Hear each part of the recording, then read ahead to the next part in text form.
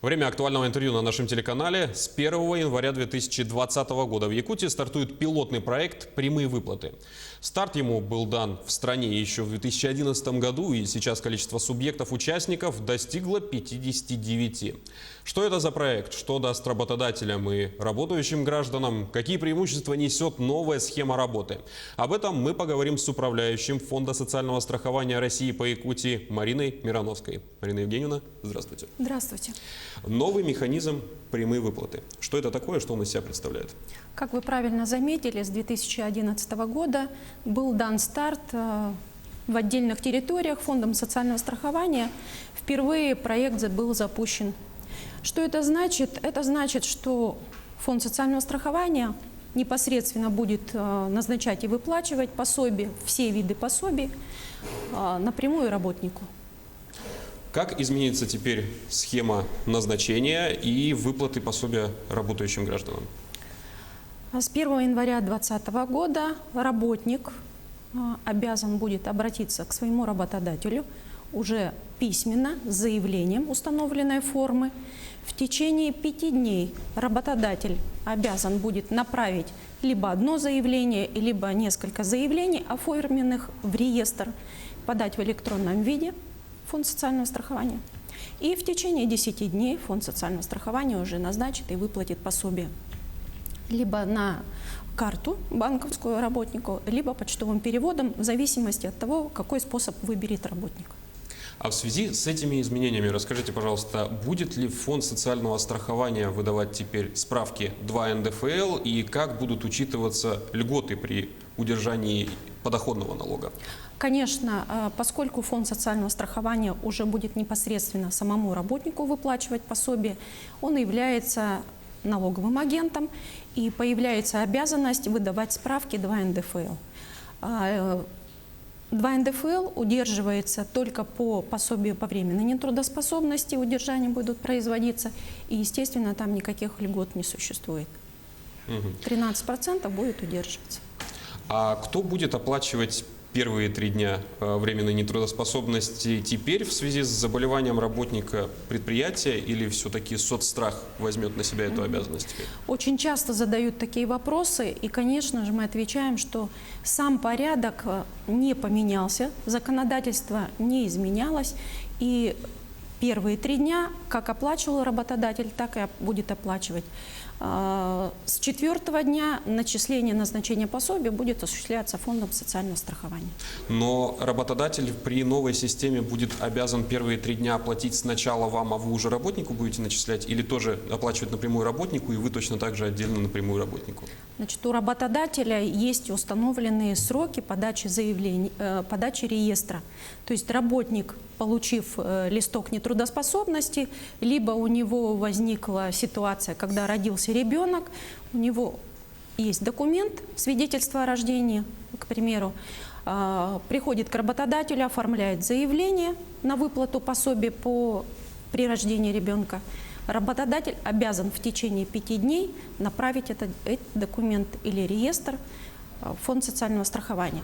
То же самое и с больничным листком. То есть как только работник обратился к своему работодателю, заполнил заявление, в течение 5 дней работодатель направляет информацию в Фонд социального страхования. Сам выплачивает первые 3 дня, а дальше вот с момента подачи реестра в течение 5 дней и будет отчитываться срок 10 дней. А как теперь обстоят дела с пособием в связи с материнством после начала реализации этого проекта?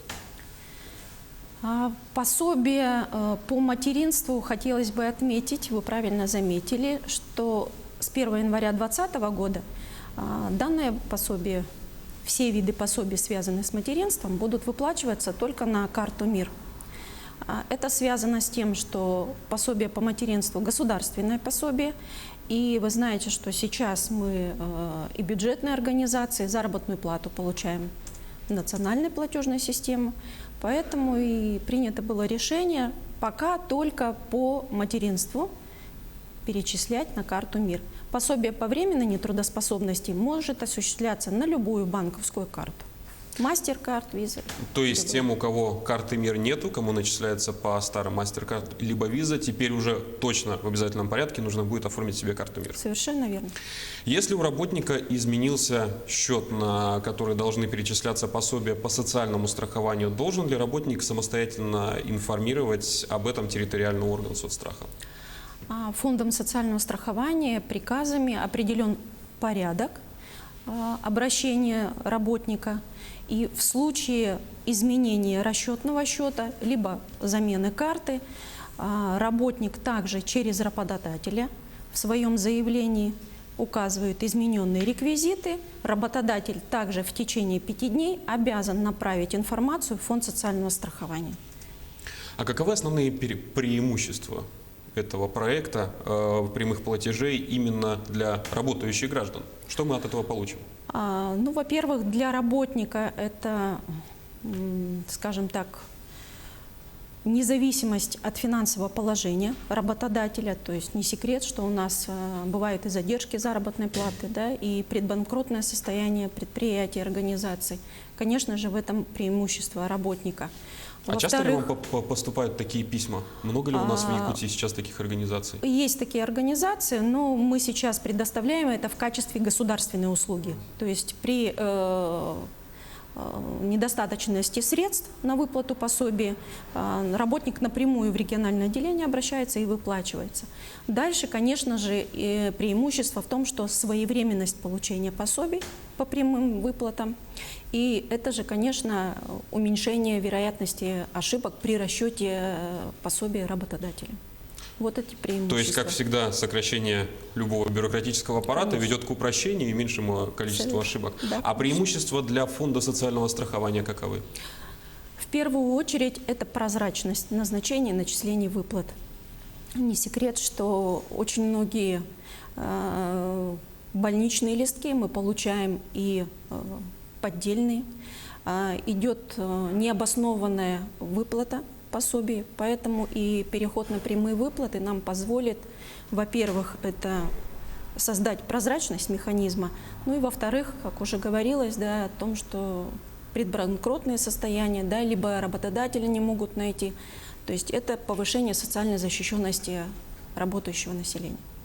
Марина Евгеньевна, а работодатель, какие у него будут преимущества от новой программы?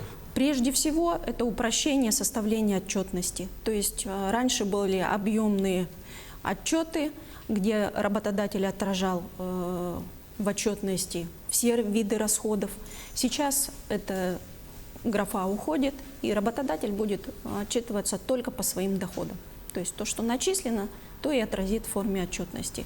Второй момент – это исключение привлечения оборотных средств самой организации предприятия. То есть он уже не будет собственные средства направлять на выплату пособий. Вы так или иначе постоянно работаете с работодателями, у вас есть с ними контакт. Расскажите, какова сейчас готовность у работодателей в Якутии, чтобы перейти на эту систему?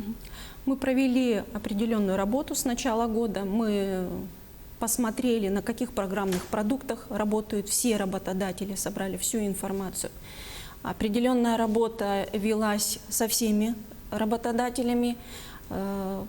Главы администрации, наследственных администраций информированы о том, в каком том или ином районе Улуси, какие есть проблемы. Мы это все обозначили.